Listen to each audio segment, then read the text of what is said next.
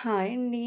నేను నా 16 సోమవారాల వ్రతానికి పార్థివ లింగాన్ని ఎలా తయారు చేస్తానో చూపిస్తాను వచ్చేయండి. ముందుగా పుట్టమ్మని తెచ్చుకొని దాన్ని కొంచెం జల్లించుకొని దాంట్లో పసుపు, కుంకుమ, బెల్లం, ఆవు నెయ్యి, ఆవు పాలు కలిపేసి కొంచెం స్వామికి దండం పెట్టుకొని స్టార్ట్ చేస్తాను.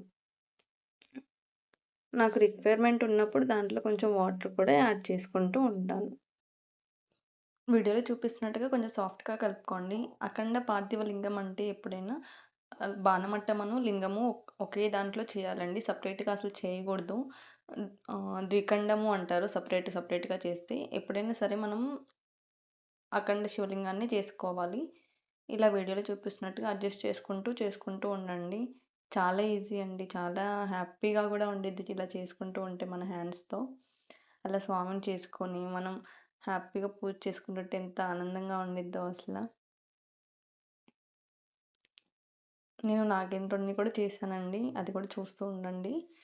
అలా కొంచెం మట్టి తీసుకొని అలా అనేసుకొని పెట్టేసి తర్వాత పడగల కోసం కొంచెం మట్టి తీసుకొని వీడియోలో చూపిస్తున్నట్టుగా కొంచెం ప్రెస్ చేయండి. అవి పడగల్లాగా వచ్చేస్తాయి.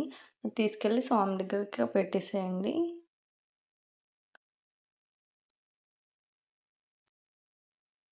నెక్స్ట్ కొంచెం విభూది బొట్టు పెట్టేసుకొని అలంకరించేసుకోవడమే అండి.